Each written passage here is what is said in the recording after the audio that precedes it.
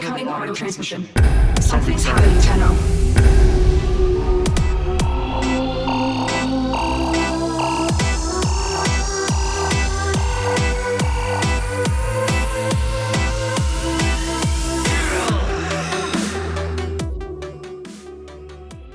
Hello there, ladies and gentlemen, and welcome to Warframe Digest, episode 36. Today we'll be going over Devstream 54 and its relevant topics. So, what did they go over this time? A couple of interesting things, very small, personally, but very big overall. So let's go through these real quickly. As you can see on the screen before you, you can see that the Capros are back. That's not the official name, they're still debating, but the Capros, or Cat Brews, I don't know, Cat Crew Bros, the kitty cats, I'm just dragging this on now. They have some very interesting variances to be shown.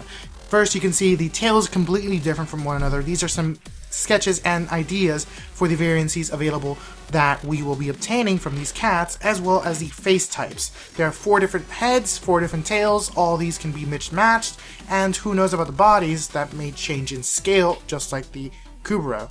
Maybe not so much, considering these are cats, and most cats are relatively more or less the same. Unless you look at the Persians, and they're hairless. But then again, those are Grenier. So moving on. Another thing they said is the PC Excalibur update will be arriving next week, which is rather soon than later. Like, rather very soon. I didn't expect that being next week. And I'm going to enjoy that when that happens. They talked about the next rework coming to a Warframe, which is going to be Frost. Frost will be getting a complete drastic change to his powers, and here are the following. His first ability, Freeze, will be getting a small environmental ice zone upon impacting with the environment, and upon hitting the enemies, the freezing status will actually last a lot longer and will not shatter upon one hit. This will be very good for crowd controlling or just freezing bigger units. Then the second ability, which is Ice Wave, will be getting a cone range of fire instead of the straight line bar that we have been used to. His third ability, Snow Globe, will be getting a very drastic change that is well needed and some people may like or may not, which is that Snow Globe will still have its stacking ability, but it will only stack up to 4 times, or 4 Snow Globes can be laid down at one given time. Due to this new limitation of only 4, they are removing the time restrictions on Snow Globe, and recasting it will force baddies inside of your Snow Globe outside of your Snow Globe, so that's very interesting. Although the HP will still remain for the ability. And his fourth ability, Avalanche, will leave any remaining enemies that survive with reduced armor. No idea exactly how the percentage is going to be, but it's going to be interesting to have them just sliced by, let's assume, half.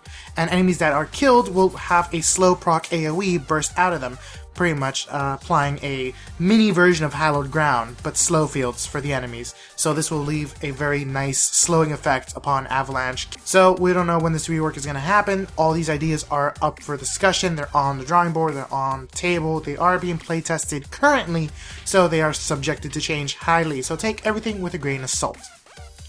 Then they showed off the underwater boss tile for Tile Regar. They did talk about a couple interesting unique features for him, that he will have a multi-stage feature, that the stage will dynamically change a lot, and eventually it will be flooded to the point that you will be fighting Tile Regar in Sharkwing.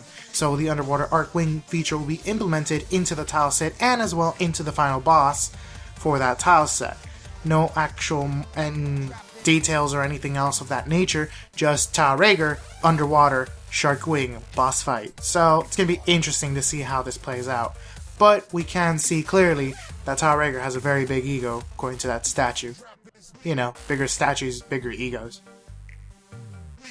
Then they showed off a concept that is being dabbled around with the next tile set. The next tile set is a very conceptual early stages, so this may not be officially in, but it is something that they're experimenting with, and I would be very glad to see this.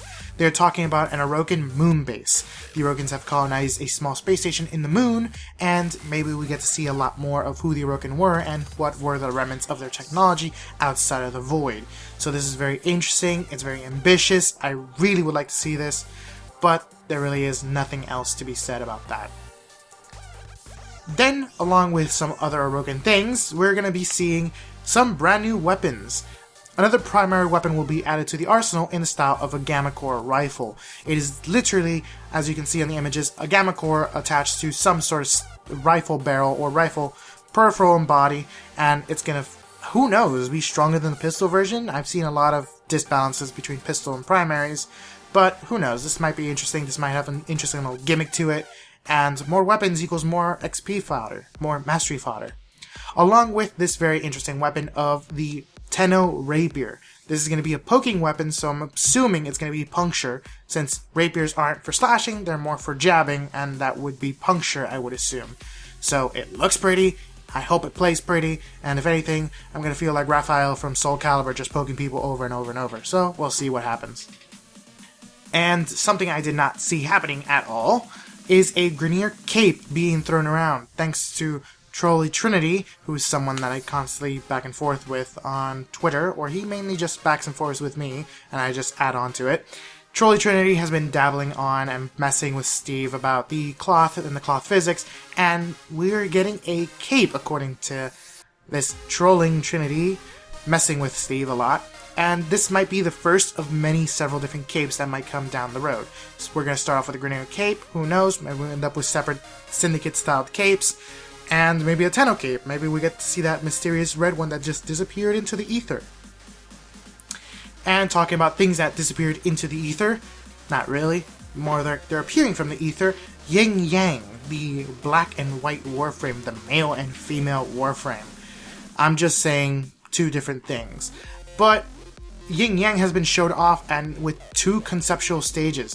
The concept art sketches, as you can see, Anima and Animus, the complete version when they're combined. Then there's Anima and then Animus, which are the two separate versions, white and black, male and female. And these energy colors dependent styles would be playing around something like chroma.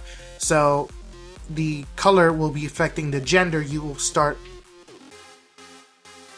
in missions, or maybe there's a certain range so you can get the mixed version, and then you can switch back and forth, which will change the ability types drastically back and forth between Anima and Animus. So this is very interesting. I hope this Warframe is very fun to play with, and it just seems very ambitious. Technically, they have said this task has been of 3 Warframes being built instead of 1, so this has been a lot of work that this team has put in, and can't wait to play with this frame once it hits the streets. Or should I say space? Let's say space. And we're going to end this off with 2 very high notes. The full body Lotus that was teased last time has been said that she was intended to be on the relays, but that felt way too mundane, way too simple, and way too easy to access the almighty Lotus, the almighty overlord and overseer that gives us orders and commands and guides us. So they have pulled that idea off the table, and they're going to put the Lotus now behind a quest. No idea what this quest will portray, except we'll find her secret lair, and possibly the Kubro Sanctuary. No Kubro Puppy Grinder. Thank the Lotus. Yes, thank the Lotus. So we'll see when this quest comes out, and we'll see how they address it, and whether or not this might be a location that we can constantly revisit once it's been unlocked. Hopefully we can, at least. And last but not least, they have talked about the complete and total removal of stamina. Stamina will be completely removed some point update 17, most likely when Parkour 2.0 is released, and all stamina dependent mods will be changed to some style to improve the new parkour system, or we might get refunded fusion cores or some other sort of thing. So a lot of ambitious changes have been presented here, a lot of ambitious changes coming down the road. I really can't wait to see what's going to happen, and this seems all like good old fun. So take it easy, have fun, and see you next time, Tenno.